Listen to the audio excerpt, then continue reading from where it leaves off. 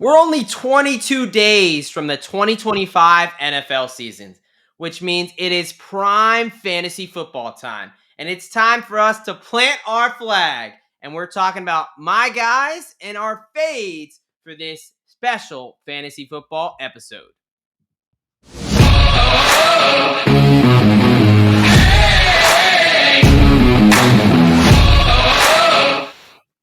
Ooh, welcome, football fans, to another edition of IDP Plus. What is up, folks? I'm one of your hosts here, the D-Gen Doc, and I am joined by my brother in degeneracy, Mr. Derek Bennett, a.k.a. Professor Locks. How we doing tonight, brother? Did we know that we still have a quarterback playing college football that got recruited with Spencer Rattler, Jaden Daniels, Bo Nix, and Sam Howell? Oh, geez, I think I do know this. Yes. Who is it? Wait, hold on. Give me 2 seconds. Let's He's see. one of your SEC boys. It is an SEC. Is it Nussmeier? Nope. Oh, okay. Tell me then. Zach Calzada. Oh, yeah. From Kentucky. He's in Kentucky now because he's at Kentucky. A&M. I know he started at A&M. all yes. over. Yeah. Yeah, he's now the starting quarterback for the Kentucky Wildcats. And I think he's 24 years old. Wow. And still in college. Well, back in the day, I used to be like, oh, wow, 24, he's so old. Now I'm like, oh, what a young kid. What a young guy, right? But yes, 24 in undergrad is a bit much. Could be tough for him, but hey, definitely know who senior. Hopefully, they know who they're getting the beer from. Hopefully exactly. Yeah, hopefully he's learned something throughout his college days. And I mean, I don't know if he's learned where to play football because Kentucky. I was gonna say he's in Lexington, brother. He ain't learning much, but we'll just be good to keep all your teeth out of that state. So we'll see. I'm it might not even be a beer thing. Just head on down to the local bourbon distillery. Get you a barrel for the team. Yeah, Louisville ain't terrible. So, but we are not here to talk college football. We are here to discuss our guys and our fades here for the 2025 fantasy football season. These are the guys that we are planting our flag, and we are saying our favorite players to draft and our guys that we love to avoid for this fantasy football season. So we're going to say who we really love this fantasy football season and who we're not so high on. Talking the offensive side here, we are going to be assuming a half-point PPR, and we are getting our rankings kind of ADP, kind of consensual, but we're using a couple different ones, but just kind of what the consensus is there. Yep. Now, cut some news because, of course, we have some news with it being full training camp. Preseason is here. We got real bullets, live bullets flying here soon. So, some injury updates to start off with. Last episode that we put out over on the Bets channel, we were talking about Landon Dickerson and how he has a meniscus injury, obviously a key piece of that Eagles defensive line. We told you the possible treatment options with those meniscus tears there. It seems like he's decided to go with the meniscectomy route, which is a minor procedure, the meniscus trim, where they simply take out the damaged meniscus. And it was only about a 3 to 6 week recovery. It's a much quicker recovery than if they were to repair it. However, not the best case for long-term health. So why don't you tell us a little bit more about why it's better for this season, but for his career, probably not best case for Landon Dickerson. Yeah, I mean, this gives him a great opportunity to be back week 1, if not at least week 2, week 3. Right. Where if he would have had it repaired, he would have been out for the entire season. Mm-hmm. On the contrary, his knee is fucked, dude. Okay. I mean, obviously he's having this. He's having the meniscectomy surgery on his knee. He's had past ACL tears. 2 ACL tears in college. Toward the end of last season, he was dealing with some knee discomfort. He already had an off-season procedure. Exactly. So it's like we say it all the time, but like past injury to a joint is basically leading to more injuries, right? It's the greatest predictor of future injury is an injury to the joint. So, I mean, going the route that he's going, like you said, he's going to play this year. Will it necessarily be sustainable throughout his career? His career may end up being cut a little bit shorter than it possibly could have been because of the health of this knee. Yeah, I would say that's almost a safe bet, right? Look, when you only have so much meniscus in your knee, so much of what's preventing bone on bone and that cartilage in there. Once you Yep. cut that out, there's no getting that back, at least not Yep. this point with modern science. So, Yep. um, To that extent, like you said, I mean, he's already had one surgery this offseason. Here's a second one. He's had right, a couple ACL related right. He's had injuries an in the past. ACL tear on each leg, so he had, and coming off the Super Bowl, he had an injury to the left leg. Now Yep. this one, so it doesn't even matter like which knee it is. They're both they're both pretty shot. Yeah, and anytime we start making cuts and things inside of our bodies, like that's not supposed to happen. You're just inviting the tissue to not necessarily grow back the way that the good Lord intended it to be Right. in general. And this is a big So boy. I mean, this yeah, is a lot of weight on your joints anyway, which, exactly. look, we love offensive linemen, defensive linemen. We are not body shaming. No, But let's be honest, we're not at all. talking about, science, joint forces, ground forces. The Yep, more weight you have, we've all put yep. on a few extra The pounds, and like your the body just best feels the that. best way to increase tissue, whether it's muscle mass, bones, like is putting force through it. Right. And if you're carrying around 320, 340 pounds, like you're constantly putting force through your joints. Oh, yeah. Oh, So yeah. when it comes to, scar tissue and other kinds of things that tend to develop a little bit after surgeries, like you can only imagine what his knee actually looks like at this point. Yeah. So, again, for the Eagles there, good news for this season, but let's talk, when we're talking career wise, probably Yeah. not the best case. So, but let's hope he can be healthy. And I would say week one is in the realm of possibilities. They Yep. do play the first game. So it would be a little bit of a rush, but, we'll see how he does. Those meniscectomies are pretty easy rehabs. There's not Yeah. a lot like, 4 to 6 weeks, you're pretty much set. yeah, right. And when there's not a lot of contraindications of like nothing really is you're not gonna risk tearing anything because they didn't do anything. They just cut something out. So those are pretty Right. easy rehab. So basically it's a pain tolerance thing. We know Yep. this dude's tough as nails. So like to No tell me doubt. that he's gonna be out there week one, I wouldn't be surprised. I mean, he fought through it in the Super Bowl, right? So we'll just kind of see as this goes along. There's only so much things you can fight through. Right. I've seen a lot of old Army folks that are not that old, but their bodies are. Yeah. And when you talk about professional sports and all these things, Yeah. it can add up. And that's where like quality of life kind of stuff, like this dude's gonna have a knee replacement by the time he's 40 at this Yeah. point. Oh yeah. Probably two, honestly. But Yeah. yeah. Yeah. I mean, but Um. let's head over to other injury space. We'll stick with knee stuff, but let's talk Brandon Aiyuk. Had Yeah. some news come out earlier today. Why don't you go ahead and roll out some of the news that we got? Yeah. It looks like Shanahan, which anytime Shanahan speaks, we know we can maybe not take it at complete face value.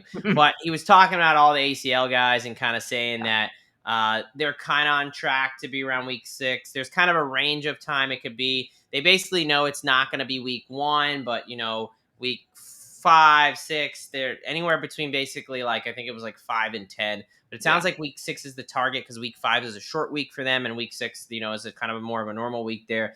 Sure. Look, this kind of we've been talking about it. This is an ACL and MCL injury. This is Yep. something that if you want to know our real outlook on Brandon Ayuk, check out our injury fades episode if that tells you anything. But yeah, this is not someone we've been high on because we knew he would. The whole first part of the year is probably going to be a wash, just kind of him ramping up and things like that. And they're going to be targeting George Kittle, CMC, like. This is a Yep. situation where Brandon Ayuk, we're going to expect him to maybe get on the field week 6, and then it's until like week 10, we're not really going to see many shades of the real Brandon Ayuk. So, Right. this kind of just matches what we were expecting the whole time. So hopefully you've been paying attention. You got a little bit of better news from us as far as quicker. So you kind of hoped that you would fade him in your fantasy drafts there. Right. Yeah. Anything to add on Brandon Ayuk? I know, like I said, it's kind of No, what we've just been it's preaching. kind of nice when coaches and teams and players come out and say exactly what we've been saying over the last month or so. I think we've been saying, hey, week 6, week 8, somewhere in there is when we expect Brandon Ayuk to suit up and take the field. At the same time, like with most ACL related injuries, like we're still expecting that performance dip, Right. the first 3, 4, 6 weeks that he's back. Yeah, being on the field and being able to be productive and someone you can trust in your fantasy lineups are two completely different things, which you'll hear us say a lot, as we go out throughout the season. All right, enough injury stuff because I want to talk about some college football news that came across Ooh. my timeline last night, and we'll see how for you fans that maybe aren't too into college. It's a pretty interesting story that just kind of it shows you the landscape of college football and Yeah. how look these are still kids, but when you're getting paid money there's a lot of eyes on you. So it was brought to the account that for those that don't know, quarterback John Mateer, former Washington State player, he transferred to Oklahoma this year. He's now in the SEC. Yep. Looks like some Texas fans were snooping around his Venmo a little bit, and they found a series of some Venmos that I think this first one here is a typical 20-something-year-old locker room talk, maybe say. Sure. Not going to say, going to assume he's joking Quite around there, but quite maybe not. Who knows? interesting. Quite Yeah, I mean, interesting. I would like to know how much he paid to slap some balls. What does that run nowadays? Maybe it was different from the price. What's the rates nowadays? That's right. I don't know what they're running in the college streets, but the really one of the ones in question were from 2022 when Homeboy straight up Venmoed someone Richard Roten for sports gambling. Who has to be one hell of a friend, I mean, if we're being he's honest. so yeah, he Venmoed him Good twice. Dick Roatan. Dick Roatan, and he even included the specific game. At least he's been on rivalry games: UCLA versus USC. So I mean, look, is he funding his friend's sports gambling addiction? You gotta at least throw the thing up there. Come on, man. Did I not? What do you mean? You didn't see it? No. Oh, there it is. There it is. Did I not Oh, have it up there the whole no, time? you did not. Okay, all right, that's The my sports fault. gambling. That's my fault, Interesting. Coming right? from a Division I college quarterback. He was a redshirt freshman at the time. He did play apparently in that year, like one or two games or something like that. But yeah, man, like, so one, at least we know he's a DJ like us. He likes to get down on some action, good Right? for him. Yep. But holy shit, a public Venmo as a like That's professional or that's collegiate where cash athlete. is king, my friend. I That's don't know if John Mateer is a fan of the DGen docs, but one, he should be. Two, let's have some financial talk and social media talk, and let's think about the consequences that could happen when we put things through our phones rather than just, hey, here's $30, put it on USC. How do you think that conversation is going right now? With you're the head ball coach of the Oklahoma Sooners, and you now have your starting quarterback. Yeah, Venables got 3 has a weeks handful away of from talent. week 1, and Yeah, now we're talking about now I've got to deal with that. Of course, he's come out and said that he has no involvement and that I can't remember if he said it was like he basically labeled that, but it wasn't that. But basically, he's denied all allegations of sports sure. gambling. Blah blah blah. We'll see Like where he this has goes. to. Yep. Right, Yeah. of course. Like you said, we'll see where this ends up going. I mean, I don't there's know how they only would have any proof because obviously he didn't do it through an app. right.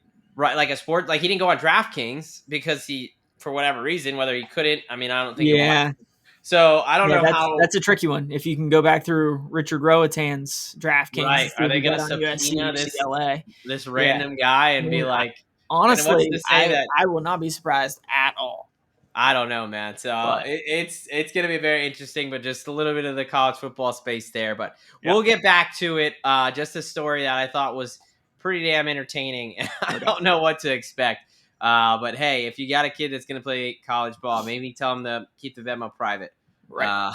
I'm not going to advise to not sports gamble because love some fun in your life, Kind of but why we're here. exactly.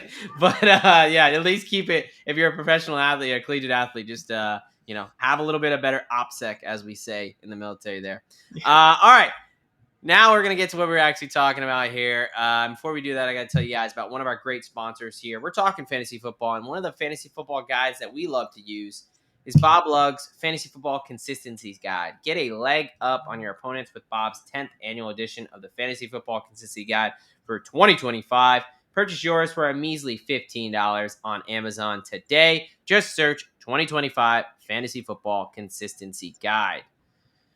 we're now getting to our fades, our guys. These are going to be guys that we are just cannot draft enough. We think they're going to be set up for an amazing, amazing season. So the way this is going to work is because I'm such a nice co-host here, I will let Derek go first, but we're going to present our whole list of my guys, run through them all, just kind of speak them there. And then I'll do mine. And then we'll just kind of go a little bit in depth, back and forth, make cases. We might have some guys that are the same. We might differ when we get to the fades. Then we might have some real debate and arguments there. So I think this should be a fun episode that kind of shows who are we really backing this year? Who do we advise you to back? And here's the reasons why. So without further ado, my friend, why don't you go through your guys for 2025? Yeah. So, did you put it up on the screen? Oh, I didn't know you need me to do everything for you. Come on now. Okay. I can't do Yeah, this. here we go. There we go. So, let me start off with JT Jonathan Taylor in Indianapolis. Then, number 2, Lad McConkey. These are kind of in their ADP orders. Right. But yeah, we got Jonathan Taylor, Lad McConkey, Garrett Wilson, Alvin Kamara, Chuba Hubbard, Aaron Jones, Calvin Ridley, Evan Ingram, Ricky Pearsall, Slick Rick, Emeka Ibuka, Marvin Mims, and Kareem Hunt rounding out the list. So yeah, we got a couple sleepers down there towards the end. Basically, how we thought of our sleeper guys is if they're being drafted below 150. So Marvin Mims and Kareem Hunt, Marvin Mims and Kareem Hunt fit into that category. The rest of these guys are somewhere in the top 150. Yeah.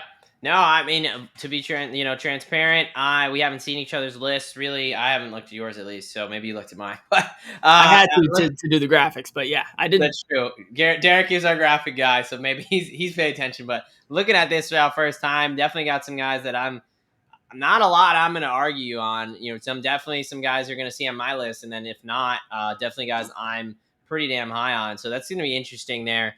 All right, let's flip over to mine here. Like Derek said, has he laid it out beautifully, coming in order top to bottom based on ADP, who's getting drafted, whatever. I've got 3 sleepers on mine, so 10 through 12 are all ADP 150 and above. Starting off with Mr. Puka Nacua. I think he's set for a really, really good year. Jonathan Taylor for the Colts there, beast of a running back. Garrett Wilson, Jalen Waddle, TJ Hawkinson, RB1 for the New York Football Giants, Tyrone Tracy, Evan Ingram, Emeka Ibuka that apparently plays for the Seahawks now, Tank Bigsby, and then my 3 sleepers there, Saints wide receiver Rashid Shaheed, Alec Pierce, and Josh Palmer. So, yeah, definitely some guys we can agree on. And why don't we actually start off with the guy that's on the top of yours and second on my list, Jonathan Taylor there, going around ADP, RB9 and 18 there. So why don't you start us off, brother? Why are you high on Jonathan Taylor? And then I'll piggyback off you. Yeah, I mean, it just comes down to the way that the Colts are going to have to play this year, whether it's Anthony Richardson, Daniel Jones, whoever's at the quarterback position. Like, you're not going to be able to trust either one of those dudes. No. Jonathan Taylor, you can trust full-heartedly. I mean, the dude's an absolute monster. And, I think it's just one of those things where when it comes down to game script, whether they are leading, trying to come back in a game, when it's close, or in just garbage time when the game's just out of hand and they're not going to come back, Jonathan Taylor's going to get the rock 20 to 25 times. Yeah. And he is mainly a true running back and isn't a huge threat from a passing standpoint. But at the same time, like, Anthony Richardson has a little bit of accuracy issues. Daniel Jones can always, or has always liked to dump it off to his running back as well. So Jonathan Taylor can catch the ball, and I expect him to do so. Yeah, no, to that point, if it's Anthony Richardson back there, JT's not getting a lot of work out of the backfield. If it's Daniel Jones, let me tell you, as a Giants fan, there's going to be a lot of dump offs, right? So I mean, he might see an uptick in receptions there. But this is a straight running game play here. This season he's been healthy. He's gone for 1,200 yards, 1,400 yards, 1,800 yards in 2021. He's shown he can carry the load. When when he's healthy, he's getting 300 plus carries, and he should be. I mean, he's Right. averaging 4.9 yards a carry per his entire career. He had 11 touchdowns last year. And we talked about it. Jonathan Taylor, he's the one bright spot that I see on this Colts team. Yeah. You can check out our Colts preview, but I'm not super high on them from a team, perspective. But if there's any way they're going to have success playing offense with Daniel Jones or Anthony Richardson as your quarterback, even Riley Leonard for that case, you Yeah. better be running the rock 40 times, mixing in the threat of the quarterback's running ability, which is going to open up holes for Jonathan Taylor. Like, Jonathan Taylor is by far the best asset on this team. I think they're going to need to utilize him, and I just don't see 8 other running backs being better than him and having a better year. So, really, it's one of those situations like for all these guys, but if he stays healthy, I don't understand how he doesn't smash this and isn't a top 5 running back. Yep. So going back a little bit to my number one guy in Puka Nacua. He's getting drafted around 8, wide receiver 4 there. So it's typically Chase, Jefferson, Lamb, and then Nacua there. Look, I think Puka's one of those guys that can sneak up in and kind of have that potential wide receiver 1 year. We saw it with Matthew Stafford and what he did with Cooper Kupp, getting him that triple crown when they won the Super Bowl that year a couple years ago. And now you got Devontae Adams where, look, Cooper Kupp, he's not the same Cooper Kupp, right? So last year he was kind of just wasting space out there. Now Devontae Adams showed last season he's still got some pop. He's still got some eyes that he can draw away from the defense. You can't just double team Puka Nacua. They also love to move Puka Nacua around, whether it's in the slot, get him the ball in different ways, get creative there with Sean McVay. Yep. I think Puka Nacua is going to just see a ton of volume. He's a tough physical runner who, not going to go down easily, which you want to see around the red zone there. I think Puka Nacua is set up for a big year there. I think the Rams offense has all the pieces they need. Again, let's hope Stafford's back and hold up. But even if we have a situation where you do get a little bit of Jimmy G, Stetson Bennett, does that drop the ceiling? Of course. However, the offense still is going to flow through Puka Nacua. If anything, he's just going to see more targets and more of that short game stuff. Because Devonta, he can definitely beat you deep and get some of those nice longer routes, but Puka's going to get the ball no matter where on the field. So that's why I feel a little bit better about Puka there and kind of left Devonta Adams off the list here as well. Yeah, no, I also love Puka Nacua. I think the biggest concern, obviously, is the health of Matthew Stafford. With back things, you just never know. And like you mentioned, if he doesn't play, we'll probably take a little bit of a hit, or Puka will take a little bit of a hit when it comes to his stats and his ability to get the ball. And that's what kept him off my list, to be honest with you. I mean, at wide receiver 4, you're expecting a stud, right? And if there's that little bit of concern for me, if he's sitting there at number 8, I'm probably still pressing that button. Yeah, you're a noted Rams hater of Derek and Matthew Stafford hater, but he definitely brings a voice of reason there with those concerns. So, all right, who you got next on your list? Yeah, let's talk about another wide receiver out there in LA in Ladd McConkey. Last year put up some pretty damn good numbers for a rookie, with almost 1,200 yards, 7 touchdowns. And this is a Los Angeles Chargers team that just doesn't have a whole lot else when it comes to pass catching players. You brought in Trey Harris from a tight end standpoint. Nobody really excites me. I think this is another offense that's going to really run through the running game in Amari and Hampton. And I think because of that, Justin Herbert's still one of the better quarterbacks in the league, and he's got to throw it to somebody. Ladd McConkey. I mean, I think what shows you that is that they brought back Keenan Allen. Now he just signed with Mike Williams retiring, so at -1+1 there. But they're super excited about that 5th round rookie from Auburn, the something Smith guy. He was kind of going off in the preseason there for both these games. But that just shows you they're dying for someone else to step up because they know it is Ladd McConkey and that's it. So I think McConkey's going to be in for a ton of targets there. So I don't mind that at all. All right. Next up here, a guy that is on both of our lists again, Mr. Garrett Wilson for the Jets here. ADP 34, wide receiver 15. which Yep. to me is absolutely insane. I think that, I'm going to assume everyone is just completely scared off with the whole Justin Fields thing. But this is a wide receiver that's he's played with Zach Wilson. He's played with, like some of the awful, awful quarterback play. Right. Aaron Rodgers, when Aaron Rodgers couldn't really move, right? I Yep. think Aaron Rodgers isn't a bad quarterback, but like the guy No. couldn't move around at all.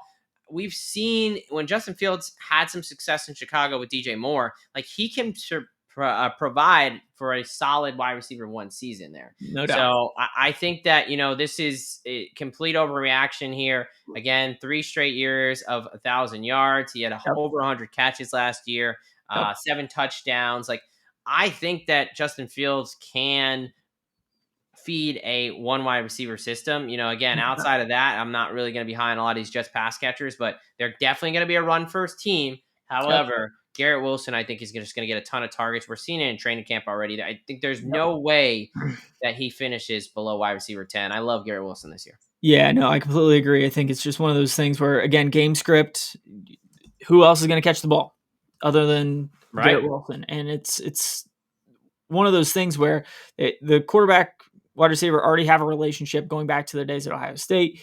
You mentioned it. I mean, he's had 1,000 yards each of his first 3 seasons. Last year, he had over 100 catches. The year before that, he had 95 catches with Mike White and the MILF hunter, Zach Wilson, throwing him the ball. So, Garrett Wilson is just a hell of a wide receiver. They've never really had a wide receiver too, and he's still putting up these numbers. So what's necessarily going to change going into his 4th year? And just the to go dude just back, got paid. So paid. Exactly. Yeah, him and Sauce. So I like that. Just really quick, going back to, because I talked about it, 2023, when both Justin Fields and DJ Moore were on the Bears. DJ Moore had 96 receptions, 1,364 yards, and 8 touchdowns. Yep. So, I think Garrett Wilson's a better wide receiver than DJ Moore. Yes. Why? DJ Moore is solid, but that was a career year for DJ Moore, right? So, like, I don't understand why I think the sky's the limit for Garrett Wilson this year. I really like Wilson there. Yep. All right. I think you're up. Why don't you tell us about your next guy? Yeah, Alvin Kamara. I mean, this is a Saints team that's kind of been forgotten, mostly because we just don't know what's going to necessarily happen at the quarterback position, where Alvin Kamara, I don't know if it really matters for him to really pound the rock and even benefit from a passing game standpoint. I mean, again, what's a quarterback's best friend is just a little dump off, easy pass to the running back, and Alvin Kamara can do that over and over and over again. Surprisingly, Kamara is one of those that has really succeeded pretty well in fantasy. He's never gone over 1,000 yards, which is just fascinating. That is, but I mean, I want to expect that. From just a rushing standpoint, the last couple of years he's had 6 touchdowns last year, 5 touchdowns the year before that. But then you add in some touchdowns from a passing game standpoint, so you can add 3-4 more from there. But this is a guy that probably averages around around 700 700 yards through the air, as well as where does this other number go? I lost it. Numbers they're tough today. There it goes. Yeah. Actually, in 17 games, he averages just about 1,000 yards. So, he's a guy that it just kind of depends on the year, whether it's going to be mostly through the passing game or through the rushing game. But I think it's just going to be their offense is going to have to run through Alvin Kamara because, quarterback play, you just don't know what we're going to get. Rashid Shaheed, Chris Olave are both dudes, but are they going to get the ball? I don't know.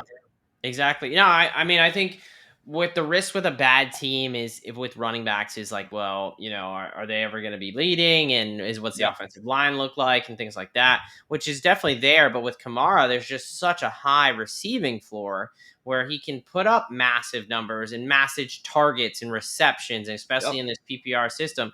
Like, Yep. he can get all of that work. So Yep. yeah, he can give you a solid day with only having like 50 rushing yards, because Right.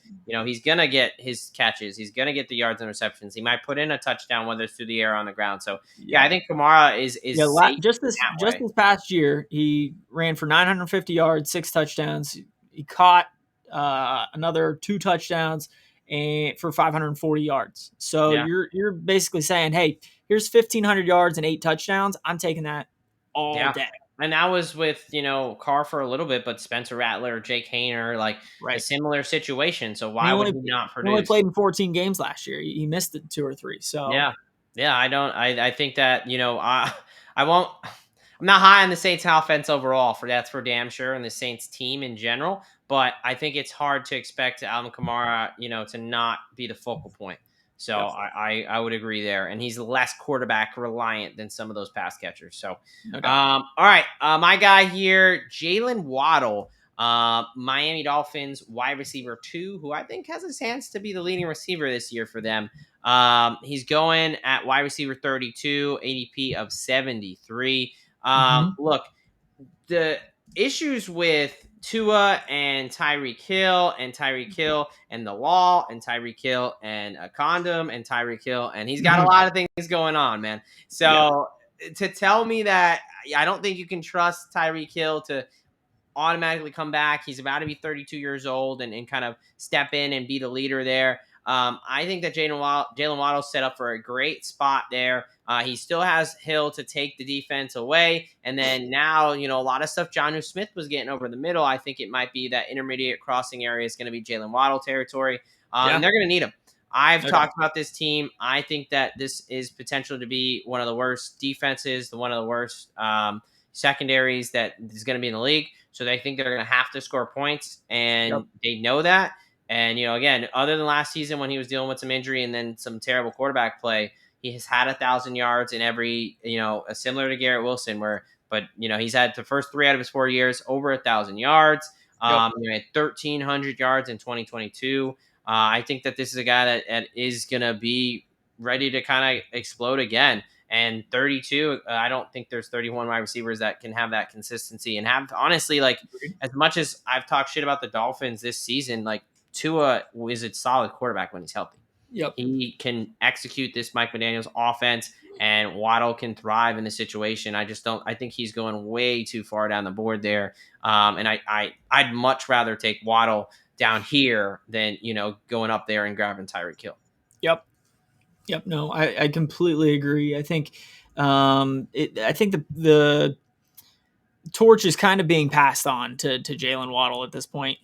Just don't know if we can fully trust Tyreek Hill with a number of things, but no, I like it.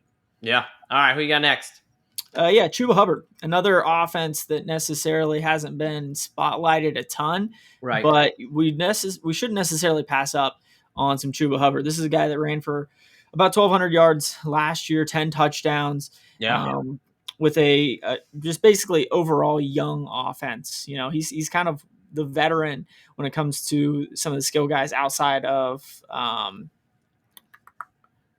Adam Thielen. Yeah. Yeah.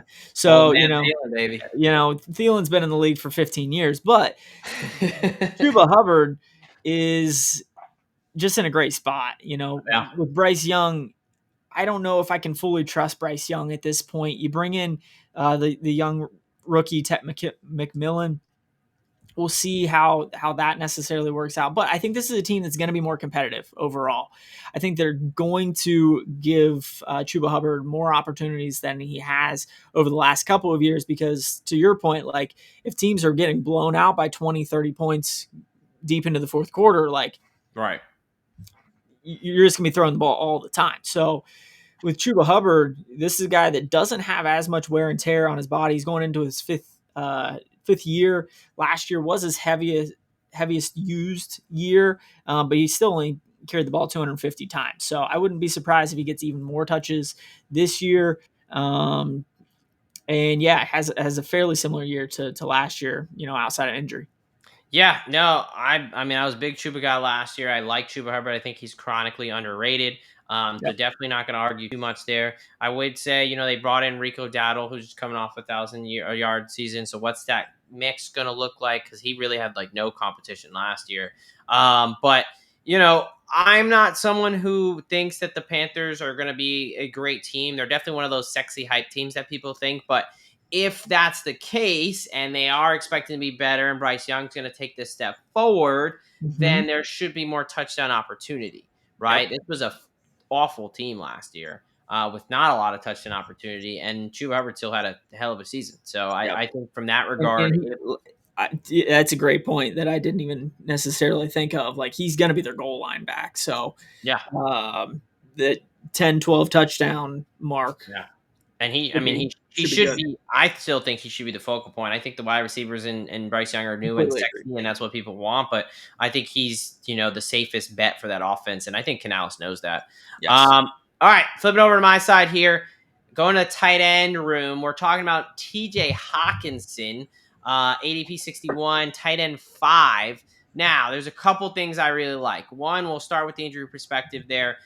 So last season, he only had 455 yards and 41 receptions and no touchdowns. Well, he only played, 10 games last year because he was coming off that ACL, MCL injury, which typically for ACLs and especially multi-ligament injuries, you kind of fade them the first year. But Yep. year 2 is when research shows it could take up to 12 to 24 months. It could take up to 2 years for normal movement to return. So you start Right. expecting them to get back to that level. Right. Well, in 2023, he had 95 catches, 960 yards, and 5 touchdowns. So almost 1,000 yards there for a tight end, which we know is not that common at the tight end position. Yep. And looking at this season, he's going to be healthier, right? He's coming in stronger. He already got some work last year, which is great to see. He's now basically got a rookie quarterback. And what does a rookie quarterback love? A rookie quarterback loves tight ends, safety valves, safety blankets. So, Yep. they, I love this situation. I love the TJ Hawkinson. No one's talking about him. Everyone's talking about Bowers and McBride and Kittle, and rightfully so. I think they're set up for good years, but I think he's No doubt. someone that can sneak into that kind of tight end 3-2 where he's not getting a lot of eyes. So you can get him a little bit later. So get him, fifth, sixth round. I think that'd be a very, very solid tight end one option for you that you don't have to worry about week to week. Yeah, no, I absolutely love it, especially like you mentioned with JJ McCarthy now at the helm. Like, this is a quarterback that used the tight end all the time when he was at Right. Michigan. So I think TJ Hawkinson is in for a pretty good year. All right, who you got next? I think we're going to the backfield now. Yep, let's talk a little bit more about those Minnesota Vikings. This time, running back Aaron Jones. This is a guy that last year ran for 1,150 yards, 5 touchdowns, brought in another 400 receiving yards as well. So again, if we're talking about a guy that just last year had 1,500 all-purpose yards, another 6 or 7 touchdowns, like, I don't know if I can necessarily say that he's the 26th best running back in the NFL. Like, Right. yes, they brought in Jordan Mason from the Niners this past offseason, but I think Right. Aaron Jones is still going to be the RB1 until further notice. Like, I just don't see where there are 25 more running backs that are better than Aaron Jones. And at that point in the draft, like, even probably, a round or so ahead, like, I'm pressing Aaron Jones.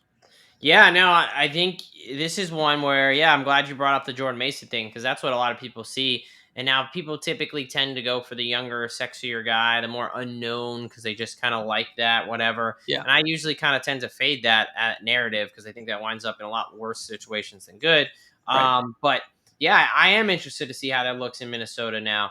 I'm expecting Minnesota to take a little bit of a step back this year as far as what they did last year. Yep. But, maybe the same point could be made with the whole JJ McCarthy. I mean, a lot of what Aaron Jones does well is out of the backfield in the receiving game. Yep. So definitely something that I don't have a ton of this year, but I don't, I don't really have a strong case as to why, honestly. I think I probably need to pick up a little bit more. Even if Jordan Mason does get in there, Aaron Jones has just kind of shown the consistency and he can have some massive games. So, Yep. Yeah, I think at RB 26, I think is a tad late there for him to be going. Coming over to my side here, Giants RB1, Tyrone Tracy, ADP 81, RB 30, which is insane. All right, so look, I like Cam Scatterbo too. I hope I love Cam Scatterbo, right? He's an awesome player. I love his tape from Arizona State. The dude will run through your face. He's Yep. great. He shows passion. He's everything I want in a player to root for. However, one, he's a rookie. I think he was what, a fourth or fifth round pick or something like that, right? Yep. Um, Tyrone Tracy rushed for 839 yards or only 192 attempts. Like, he did not start taking over that backfield until the back half of the season. He had 5 touchdowns, and Yep. I'm really confused how people say that they expect, okay, maybe Tracy gets the groundwork, but I think Scadaboo is going to be getting out of the backfield, like taking the receptions. Tyrone Tracy came from a receiving background. Like, he was a receiver in college and only played running Right. back this last like year or two. So why would that tell you that Scadaboo is going to take over the receiving role? Like, I don't understand that narrative. He had 38 catches, 284 yards, and a touchdown through the air last season. So I think that the Giants' offensive line is gotten better. I think that having competent quarterback play, whether Yep. it's Russell Wilson, whether it's Jackson Dart, is going Yep. to be helpful to not be able to load the box. So you have to actually, Malik Neighbors on the outside, you actually have to respect his ability because someone No can get doubt. him the ball. So I love Tyrone Tracy this year. I don't understand how he's the 30th running back being taken. I think there's a lot more running back situations that are much more muddy. And Mm-hmm. Mm-hmm. I think what he's shown out of the backfield from the receiving aspect should not be, slept on. So Yeah. I'm gonna go Tyrone Tracy here. I think it's everyone just kind of got that crazy rookie thing of Scadaboo, and Scadaboo's injured right now. He's dealing Right. with the hamstring. He's kind of re-injured it now, so hopefully he gets back soon. But that's not even a guarantee he's going to be out there. And now that he's missing time, like, again, it just solidifies Tracy's the RB1. Yeah, no, this is a guy that I thought about putting on my list as well. But I wanted to, give you your time to talk about your Giants guys. Thank you, thank Um, you. but yeah, no, I think Tyrone Tracy, it would not be surprising at all if he ends up being a top 15, top 20 running back when it's all said and done. Yeah. I mean, I just think that, the offense absolutely should take a step forward. And Yep. again, you just like having a passing game, you have to somewhat respect. Like, he did this with like 10 people in the box last year, Right. because we couldn't Right. throw worth a damn with Daniel Jones or Drew Lock or Tommy DeVito. So, Exactly. all right, let's talk about a guy that you like that I actually also really like. Yeah, let's talk a little wide receiver. Calvin Ridley. This is a guy that the last 2 seasons has gone over 1,000 yards. Last year with quarterbacks Will Levis and Mason Rudolph. And you're bringing in a guy in Cam Ward that is no doubt better than both of those guys, being the Right. number 1 overall draft pick. I think that Cam Ward's going to go to Ridley a lot this year Good. Yeah. in Tennessee. I don't know if there's a whole lot else going on there in Tennessee in terms of wide receivers. I know they brought in Tyler Lockett. He's, kind of old and washed up at this point. I think Right. this is going to be a third straight year of over 1,000 yards. For Ridley Calvin there. Ridley, Yeah. I think it's just one of those things where you got a rookie quarterback. If it's not the running back, it's not the tight end. Hey, this is my number 1 guy. Go Yeah. get him. Yeah, absolutely. Absolutely. He's still shown that he can get that downfield. And I know a lot of people are going to throw out, hey, Calvin Ridley, he's 30 years old, blah, blah. Well, he had to take 2 years off because of the gambling situation. Right. Shout out to a fellow DGen. Maybe him and Yep. Matir hang out. But yeah, he's not had to put 2 years of NFL on his body. So he should Yeah. be a little bit more fresh for a 30-year-old, So Right. yeah, I Right. like Ridley. I think that, And again, it's from a team standpoint. I don't expect the Titans to do a whole lot. I think they're going to be behind and trying to catch up a lot. And yeah, that's that's a great just point. Calvin Ridley all day. Better quarterback, a lot of volume opportunity, and still a guy who can absolutely go get it there. So I like it. All right, next is a guy we both have here. Denver Broncos new tight end, the Joker, Evan Ingram, Yep. ADP 84, coming in at tight end number 8 there. This is a guy who Sean Payton sought after. He's someone that when he can stay healthy, we saw it in Jacksonville. In Yep. 2022, he had almost 800 yards and 4 touchdowns, 75 catches. 2023, he had 114 catches, almost 1,000 yards and 4 touchdowns. Like, the guy can be a target, machine, a reception machine. No doubt. And in Denver, it's a team that we both are very high on. We think there's going to be touch and opportunity. And outside of Cortland Sutton, I mean, I think he has the potential to be the number 2 receiving threat on a very competent and well-oiled offense. Yep. Why are you high on Evan Ingram? Yeah, no, I think you said it. Like, outside of Cortland Sutton, there's not another guy that has proven it to this point. You got Vele, you got Mims out there. Ingram is a catching machine. Going back Yeah. the year before, last year when he was injured for the majority of the year, he had 114 catches. The year before that, he had 73 for 766.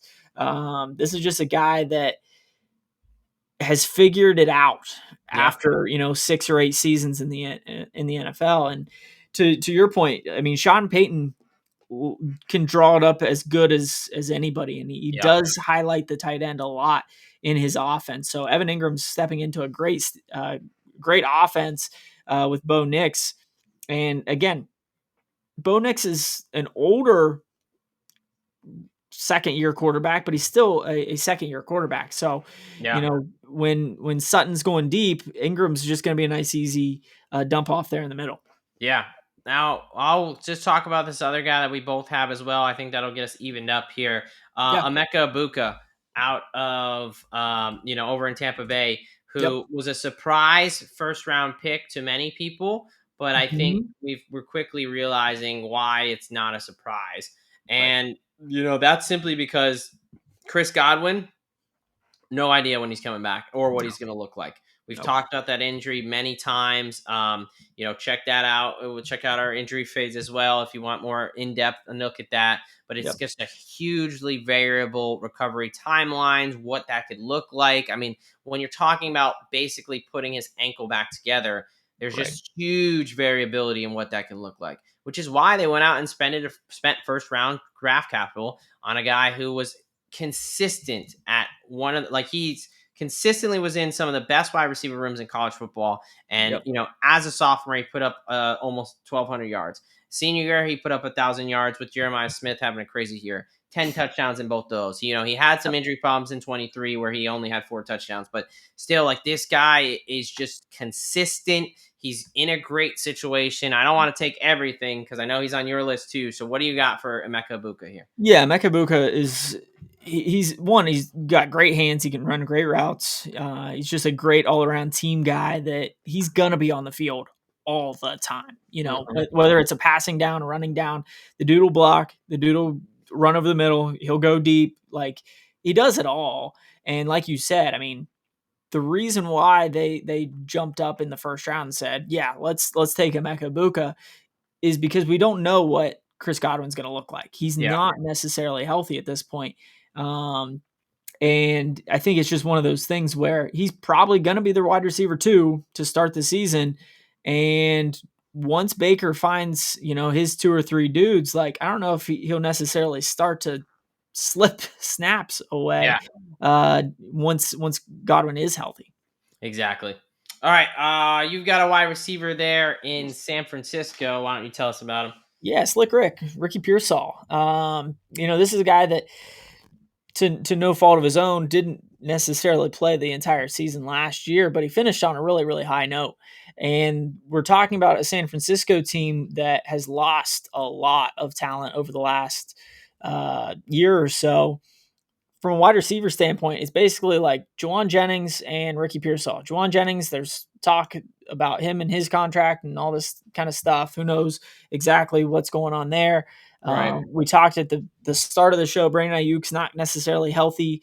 He's probably not going to start until at least week 6, and then for the foreseeable future, he'll probably have a little bit of a performance dip. Where Ricky Pearsall, last time we saw him on the field, he had 6 catches for 69 yards. The week before that, he had 8 catches for 141 yards, and he finished the year with 2 touchdowns in back-to-back weeks. So I think it's just one of those things where last year he didn't get a whole lot of run just because somebody shot him. and he just wasn't on the field. Right. Once he got mixed into that offense, like, he started to put up some numbers, and I think, going into the season, like, he's gonna be the wide receiver too, and I would not be surprised if he actually ends up stepping up and being an integral part to that offense. Yeah, no, I'm not gonna fade a Gator guy. I'm not gonna fade someone who came back from getting shot. I'm not gonna fade someone whose other two wide receivers that he has to compete with are massively injured in Juwan Jennings and Brandon Aiyuk. So, Yeah. yeah, definitely not a lot of complaints from me on that side. My last guy here before we get to some sleepers, Tank Bigsby coming in at RB 41 ADP of 119 there. Yeah. Look, I know this is a super muddy backfield, but this is my guy who I think is going to win, and I think he's the last one to go. And I think that's completely wrong. I mean, he is the reigning leading rusher for this team. Him and ETN basically, ETN played 15, he played 16 games. They were both pretty healthy. He had 28 or 18 more carries and almost more than 200 more yards. He also had 5 more touchdowns than ETN on the ground. Like, I think he's the clear rushing guy. We've seen him, have some great runs. He's a tough physical runner. I think we're expecting this Jacksonville Jaguars team to be a bit better with the addition of Travis Hunter, more touchdown opportunities.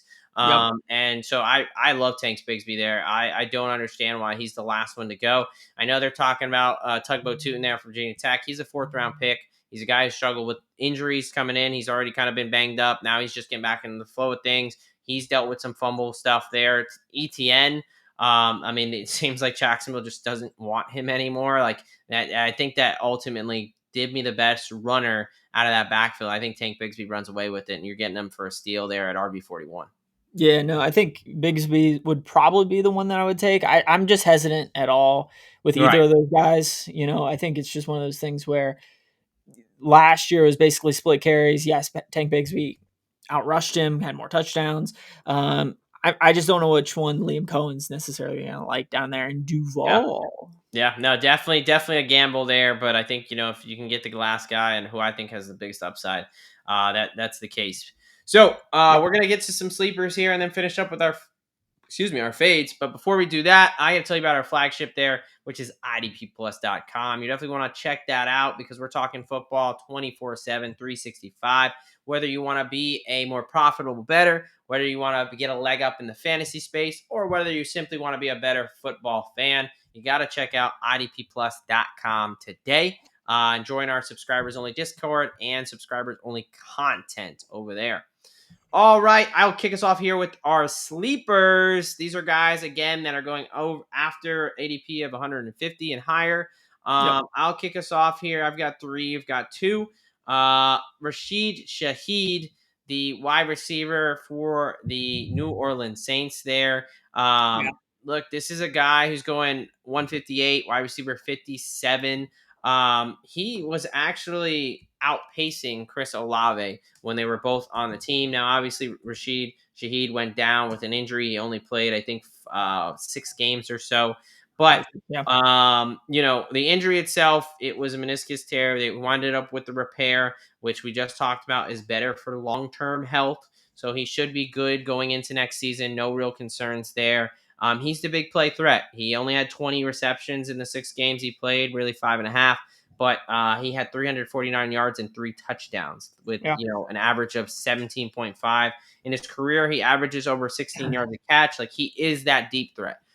This team is probably going to be awful. So that means they're going to have to be throwing the ball a lot. There's someone to be chucking it up. And, I think Rashid Shaheed is that guy that kind of can stretch the field and is that boomer bust. I definitely love him more of in a best ball setting.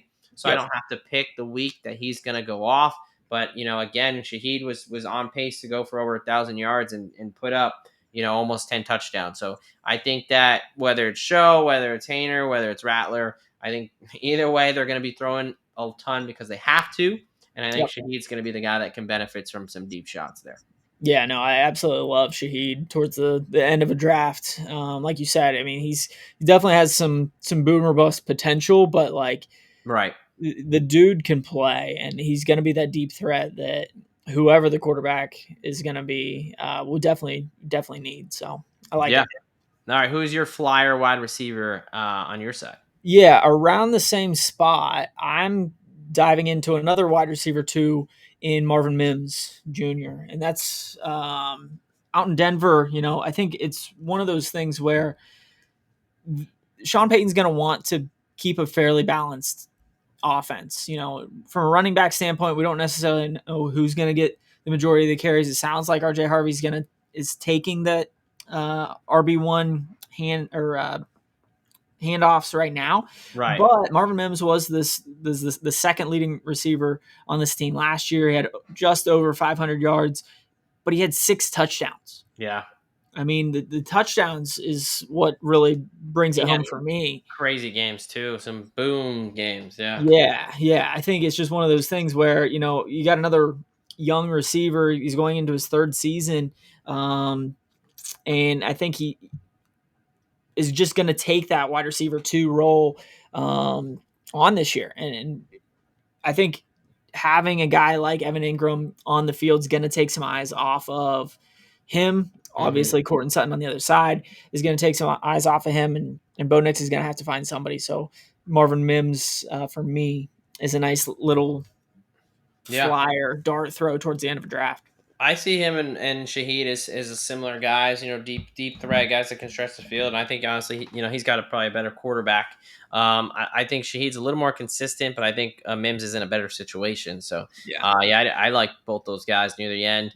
Another wide receiver that I'm going to talk about here is Alec Pierce. There, actually, I'll talk both these guys both. So I'm going to finish out with 2 wide receivers, and I'll let you get to your last sleeper. So I've got Josh Palmer, the new Buffalo Bill, coming at wide receiver 72, and at wide receiver 74, Alec Pierce for the Colts there. Both these guys going, 211 and 230 respectively. So either barely getting drafted or not getting drafted at all. I think these are one situation where Josh Palmer comes to a team where he's now playing with Superman.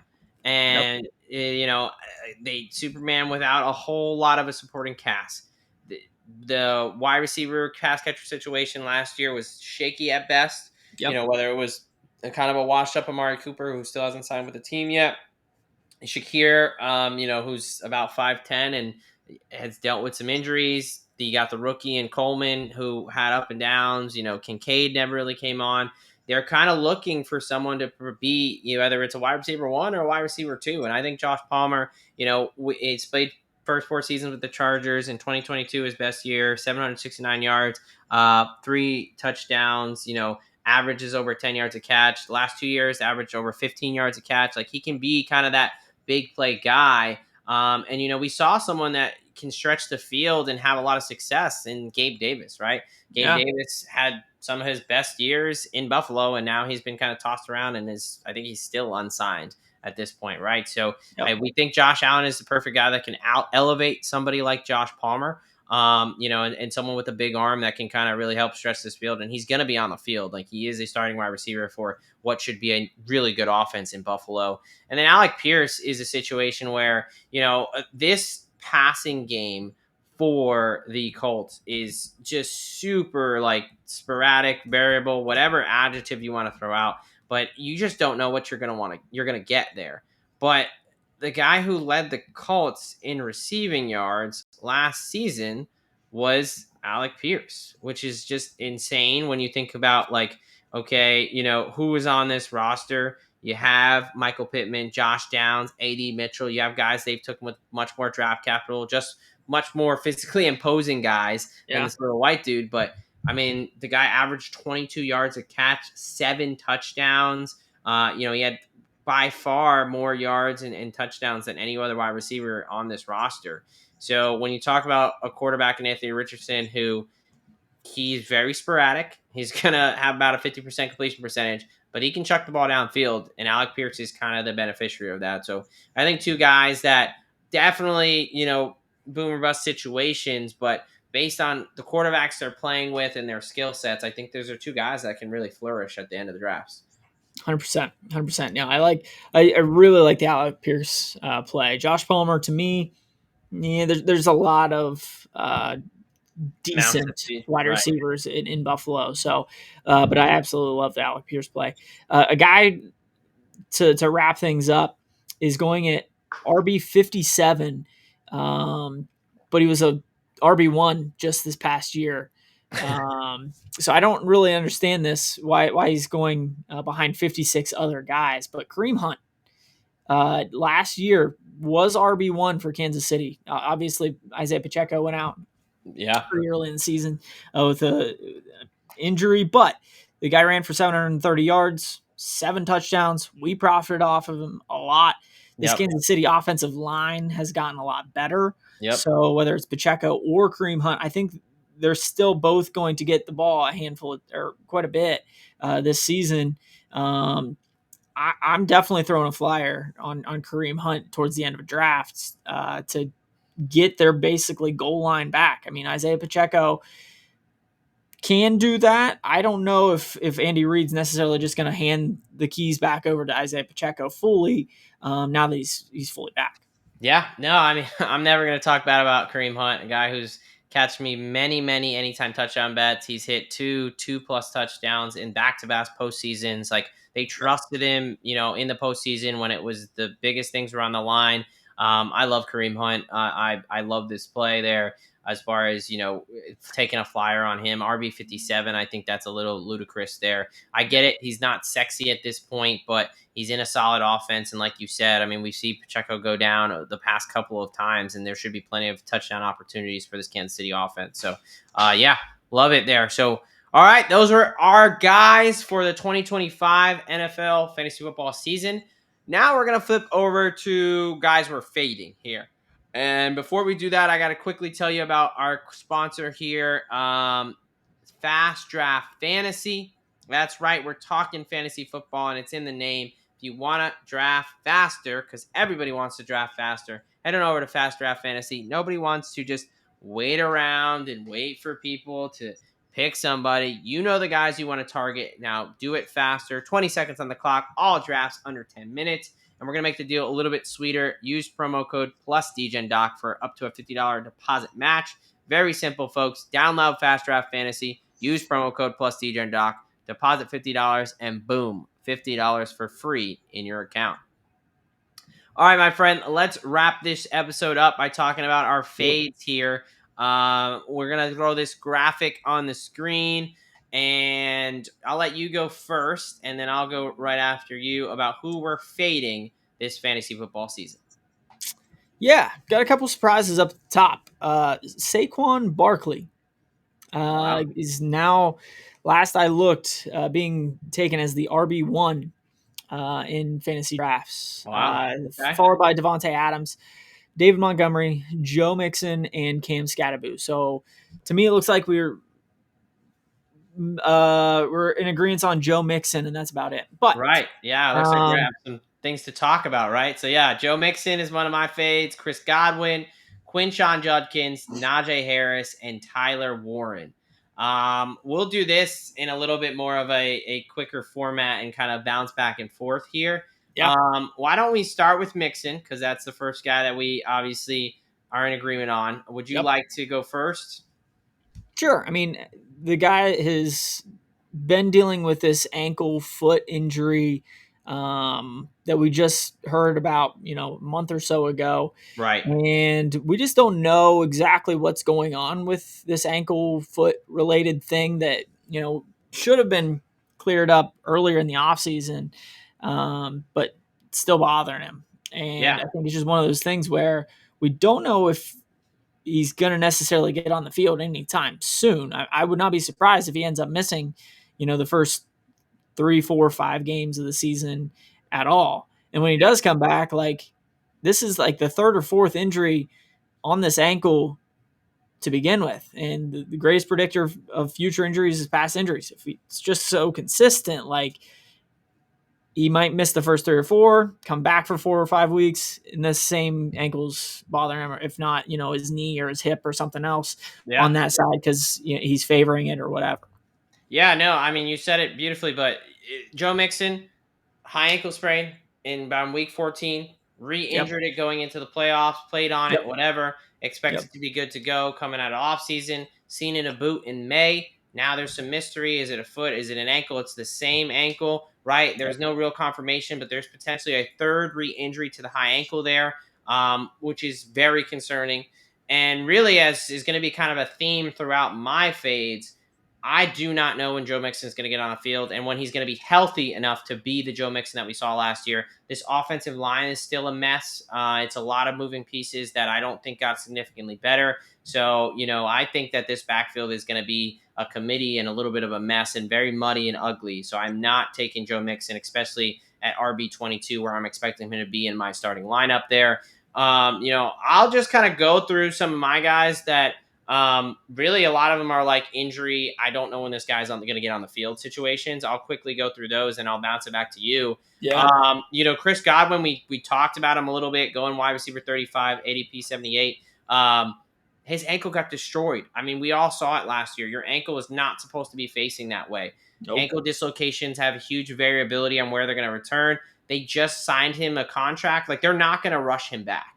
So I don't think there's any reason for the Bucs organization or to expect that Godwin's going to get thrown back out there. So for Chris Godwin, for me, I think this is someone that I'm going to be heavily avoiding due to the situation where you've just got to spend a first round pick on Emeka Egbuka as well.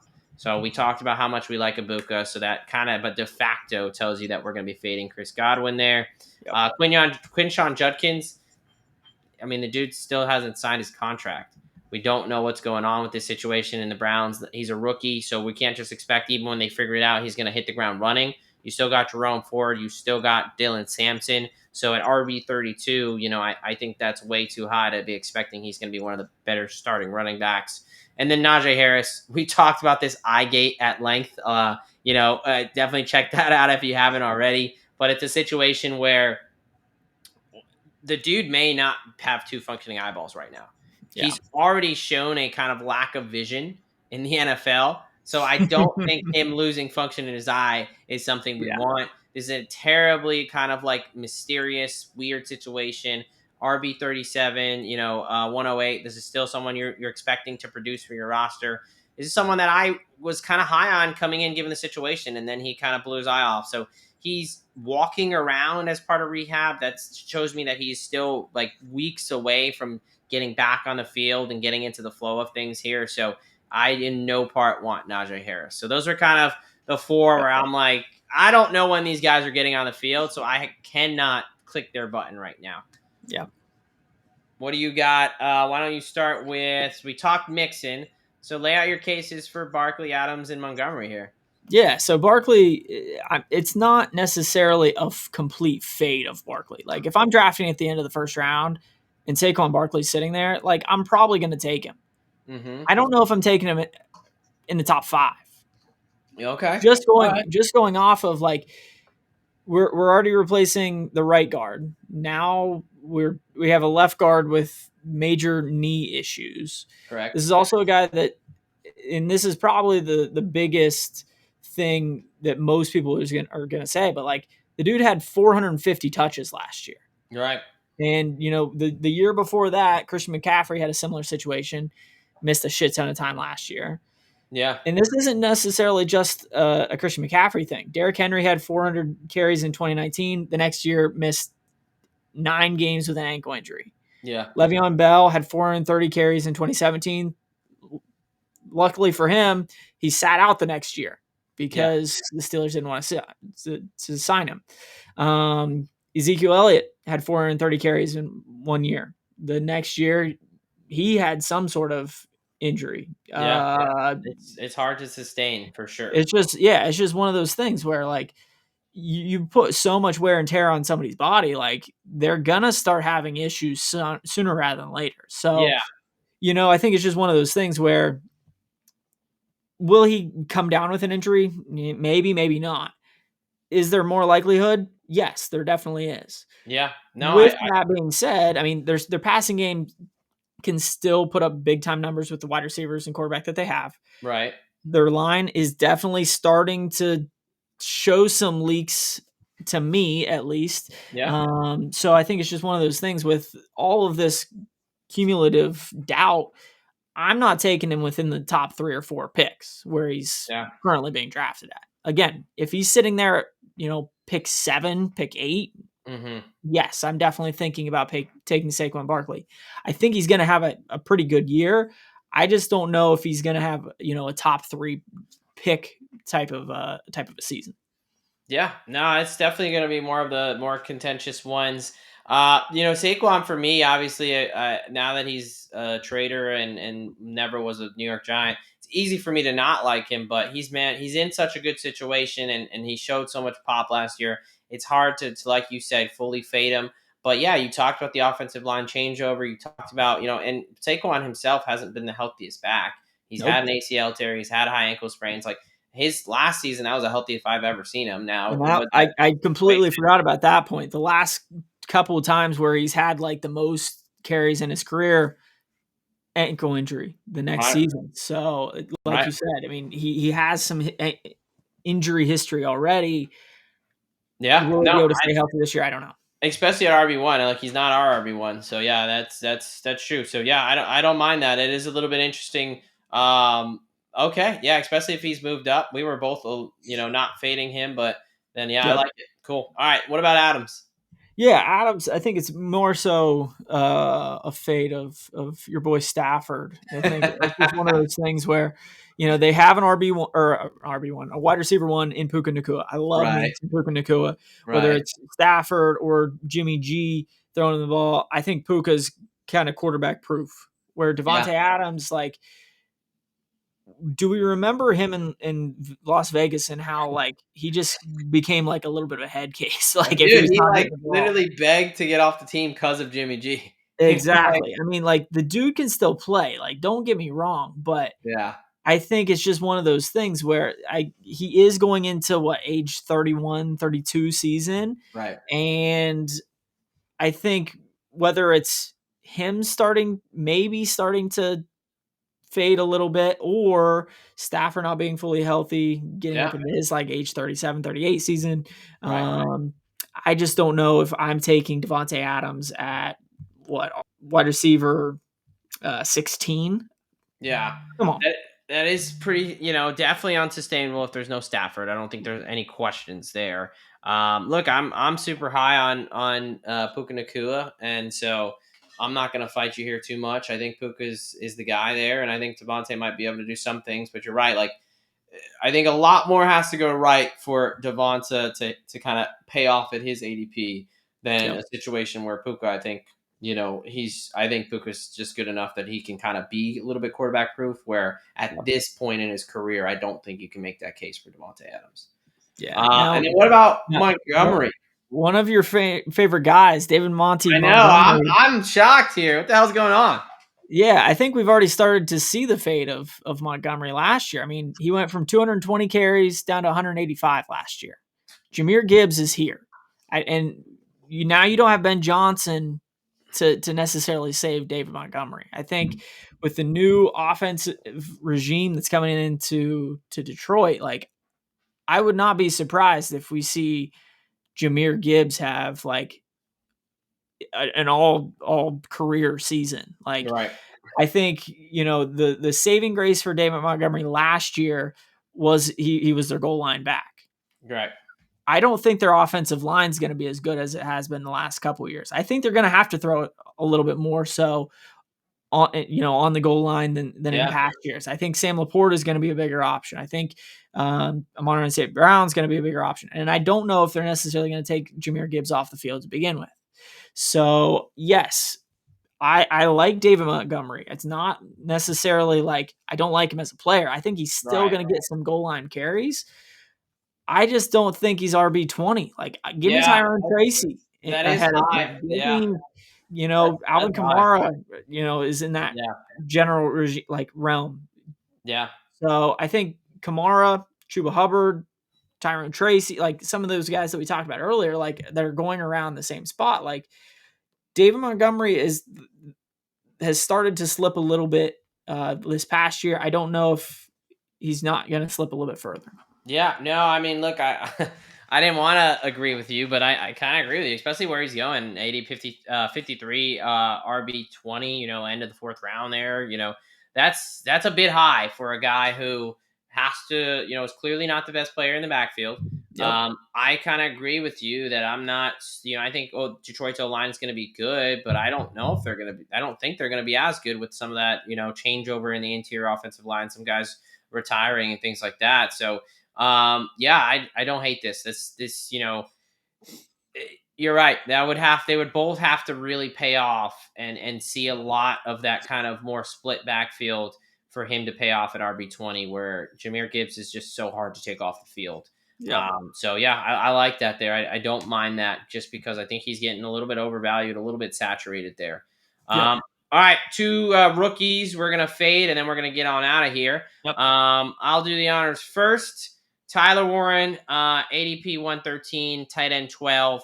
Look, I think Tyler Warren could be a good football player. I think he is a really good football He's a player. great football player. But I think a lot of reason they brought him there is he's a really physical blocking tight end. I think that the Colts are going to run the shit out of the ball, and I think they've got two quarterbacks that couldn't hit the wide side of the barn. So how can I trust that a guy that is going to be a run first team? I think the tight end and him blocking is a huge part of that running game. And now I'm supposed to trust that, Daniel Jones and Anthony Richardson are going to be able to get him the ball at a consistent enough rate for him Yep. to play off as a top 12 tight end, someone who someone's going to be relying on every week. I think it's more of a fade, honestly, this Colts offense's passing attack. I think it's going to be so inconsistent. I think it's going to be all over the place. I think it's going to be tough. We typically see, rookie tight ends start off a little bit slower. So it takes a little bit of time to build that chemistry. He doesn't even know what quarterback he's trying to build chemistry with because it's, is it AR-15? Is it Daniel Jones? Is it Riley Leonard? Like, who the hell is going to be throwing the ball? We don't know. So, I think that at this point, especially if it's Anthony Richardson, I think Tyler Warren's going to have a tough time going. And again, this is really nothing against Tyler Warren, the football player. I, again, think he's a great football player. But I think it's going to be, it's not going to show up in the stat sheet this season until they get a real quarterback. So that's why I'm fading Tyler Warren. Why are you out on my guy, Cam Scattaboo? Honestly, I just wanted to fade your Giants in some way. No, I'm just kidding. Honestly, this is more of me saying like I'm co-signing your Tyrone Tracy play. Like I think that Tyrone Tracy is going to be the RB1 for the New York Giants. Cam Scatterby, great story last year going through the college football playoffs with Arizona State. Hell of a football player. I just don't know if he's necessary. His style of game is necessarily going to translate as well to the NFL as it did in college. And, at the end of the day, he was a fourth round pick? It's not fourth or fifth, and I think Tyrone Tracy, to your point, like really took the bull by the horns the second half of the season and made himself a pretty damn good back. So I think Tyrone Tracy is going to be the guy there in New York. And I don't know if Scattaboo is necessarily going to get the run that other people are expecting him to. Yeah, there needs to be more separation here in ADPs. I think he's RB35. Tracy's like RB30 something. So yeah, there needs to be a lot more separation there. I think Tracy's clearly going to be the guy, and then Scattaboo will get worked in. But yeah, and I expect once Scattaboo gets back out there and maybe preseason we start getting some more clips, his ADP is definitely just going to keep rising.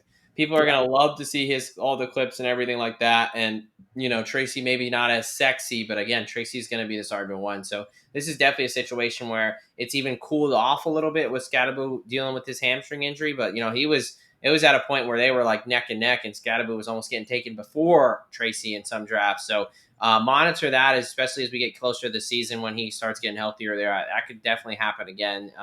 Definitely an easy guy to root for. But again, I think it's going to be more 75 Tracy, maybe 25 Scattaboo. Gets used sparingly a little bit. Agreed. So yeah, I definitely agree with you there. All right, brother. Fun episode there. This is us planting our flag, and then I guess also Sparta kicking some people into the pit there. So these are our guys and our fades for the 2025 fantasy football season. Very, very jacked up for football at this point. We're 3 weeks away or so. It's going to be a great, great season. But we got a ton of content out fantasy football betting. Why don't you tell the people about what we got coming up, what we've done, some of that stuff? Yeah. We got some college football betting previews coming out on the bet side of things. I'll probably be talking a little bit about survivor picks because you got some vacation time before the NFL regular season kicks off. But yeah, we still got some stuff coming out on the best or the fantasy side as Right. well. We'll do a best ball draft. We might do, I don't know what else we might do. Some redraft strategy stuff potentially. Who knows? Right. Yeah, no, we've got But like if you guys are wanting any content, looking for anything, looking for any info, send us a message, drop it down in the comments. We'll be happy to respond. And we're always looking for general ideas, especially for things that you guys are looking for. yeah, and let us know your fades and who you're fading this fantasy football season. Let us know who you're riding high on. Who are the guys that you are your guys for this 2025 season? Or tell us, how we did. If we put somebody in our fades that, Yes, you throw us want in the locker if you need that's fine. to. We love chopping I'm it just up. hoping Saquon or Devontae Adams doesn't come around the corner and like throw a pie in my face and Mm. say screw you, and then have 1,500 yards and 16 touchdowns. Well, that is definitely the risk when we throw out these fades. But hey, if you don't have an opinion, what are you doing? So definitely, yeah. Hey, if you've joined us at this point, fun episode. Go ahead and drop us a like, a comment, subscribe, give us 5-star rating, review, all that good stuff. We really appreciate it as a newer channel. We've seen some great growth this off season already. We're excited for a great season ahead. And all you great folks make this much easier to do. So we appreciate you. Got anything else for the people before we get out of here? Nope. 5-star All right. reviews, subscriptions, likes, follows, all the things. All the things. Yeah, you got it. So, from the DGen Doc and Professor Locks here at IDP Plus, we are out of here. Thank you for watching the IDP Plus YouTube network. If you enjoyed this video, give it a thumbs up and don't forget to subscribe to our channel. Be sure to tap the bell icon to get notified whenever we upload new content.